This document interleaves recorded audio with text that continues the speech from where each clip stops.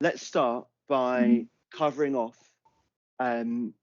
where online everyone can find you. Where are all the places people can go to find you? OnlyFans, Pornhub. No, I'm kidding. I'm kidding. I really am kidding. And what's the monthly subscription on that? It's really shit. But if all goes wrong, that's where you'll find me. Backup plan. Yeah, backup plan.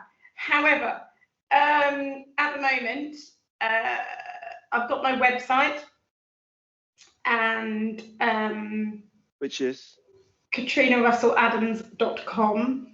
Yeah. So that's kind of got linked to my portfolio and generally about me. There isn't a shop on there at the moment, but that's okay. I think I've got obviously my Instagram, which is at Katrina R Adams. And I often put stuff that's for sale up there and get people to message me. I don't know. Maybe I need to set a shop up. Who knows? And look up prints. Yeah. Who were another Walthamstow, but they've moved off to Sussex, I think now. And more recently, Art Republic. Well, I was going to mention a whole new collection. Seems to be going well. Yeah. I've had the first sale on the morning that it went up. I'm actually just, whilst I'm doing this stuff for Annie, I'm actually knocking out a limited edition for them, which is because I normally do monoprints, but I'm doing an edition of 10, I think. It might get lower if I make some mistakes, but yeah. And so why is there no shop? Because who wants to sell stuff, right? Okay, so is that something we should be working on? Yeah. That sounds like Remy. Remy keeps coming in and telling me to set it up. I think it was a tricky time for me because I'm trying to juggle 3 children, some mental health issues, and my work. And I found things like going to the post office stuff and keeping a track of everything all a bit much. And I think so there's an element of keeping in control of stuff and also conscious that I was paying a subscription and perhaps not getting much return for it. Mm-hmm. But yeah, it's just another thing to manage, isn't it? I'm just like, I've got to take photos of stuff and I've got to load up, and it makes me go a bit, I'm not quite ready yet. But yeah, I've had some pointers from Mr. Ruff, who's kind of taken me under his wing, and sorry, lots of background noise. And so yeah, it's on the list of things to do. Is there? I was actually speaking to someone last night who's trying to get going, who's expressing this real frustration and concern that if you want, you're creating work, you're creating art, but ultimately it's out there for people to purchase, but people aren't coming to purchase unless they recognize you, unless they see you, unless you're sort of seen to be something that's like in a way legitimate and worth having. Yeah. But you can't tick those boxes unless you are seen. And in this modern day, you can't be seen unless for whatever reason Instagram algorithmically takes a liking to you, or you're shared by the right places. And so your quality or your worth isn't really down to what you create. It's down to factors that are often out of your control and how you happen to be presented. Yeah. And I guess one question is, how frustrating is that? How do you deal with that? And then question 2 is, how do you legitimately seek to break out of that? Because it's a real challenge. Yeah. So you're absolutely right. It's because I think, when I had the shop before, I guess I didn't have as big a following as I perhaps do now. But so maybe, I don't know, maybe it's if I did the shop now, it might be more of a hit.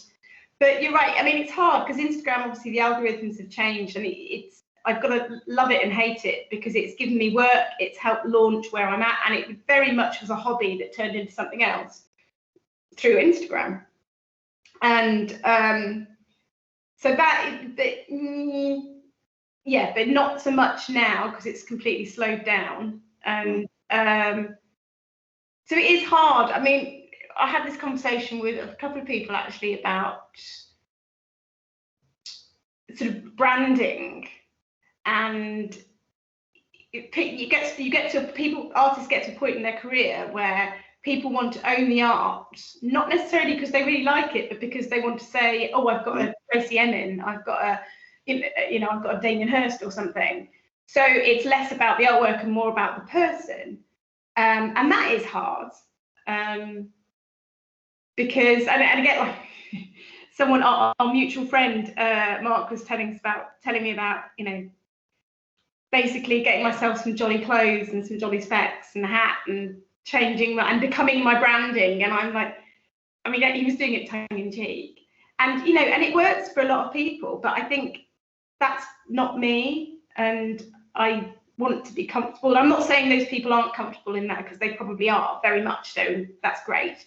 But for me, being seen is less important than my art. So finding the balance is quite tricky. And I think it's also probably plays havoc with your mental health a bit as well.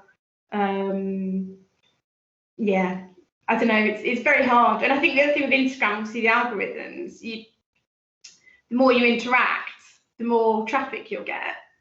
So like I put a post up yesterday and I've got something like 20 comments, and I know that it's going to be in my interest to respond to them all. Not only because it's polite, but also it then gets more momentum. But that in itself, it's hard work, particularly if you've got 3 children to look after. And yeah, so I don't know, that was a really long roundabout answer to your question.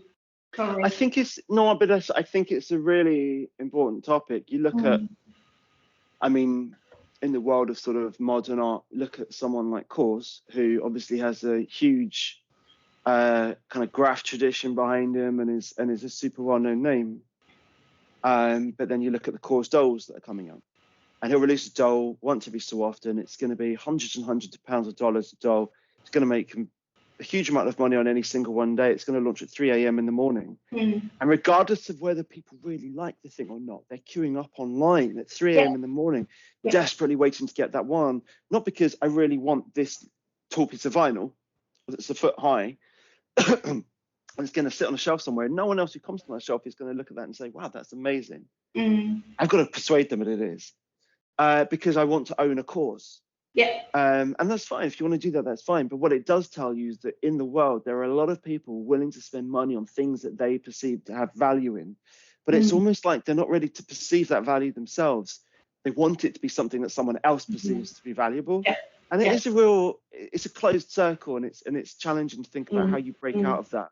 It is hard. And I think the other thing, and this is something that I've been processing a lot of recently, is if you don't value yourself and your own work, how do you expect other people to value you? And that is quite an interesting thing. So, I kind of steer away from doing a lot of commercial stuff because I don't find interest in it. I don't find talent in it. However, I know that's where the money is, and I know where that is the, where you will be seen and spotted more. So it's a really fine line as to know what to do for the best, really. I don't want to do work I'm not proud of,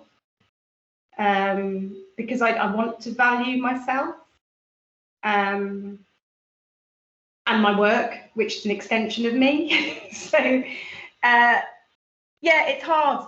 And again, I had another chat with someone the other day yesterday, in fact, and it was about, he said that he was interviewed by someone, and it was all about the diversity, ticking the boxes, rather than actually the work he does. They wanted to know his background and everything. And I think, well, actually, that is good, because people do want to buy into people. They want to have some kind of,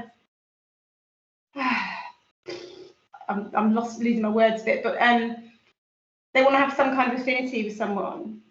But then when that person becomes known because they are, you know, a queer artist or a black artist, for being a queer artist or a black artist rather than their work, that's tricky, you know. But then it is who they are. So yeah, it's a bit of a funny one, isn't it, to try and get your head around. I don't know. I mean, I've come out. I've obviously had a really rough sort of year. Most people have, but coming out from having a brain injury, and literally getting back on my bike over a year later, I'm kind of coming out of this sort of rebirth. I've had a lot of stuff going on, existential crisis, whatever, and I'm kind of feeling a lot more confident and valuing myself more, because we only live once, don't we? And what's the point, you know? So yeah, maybe I am pushing myself out there more now, which is good, but literally only in the last couple of weeks.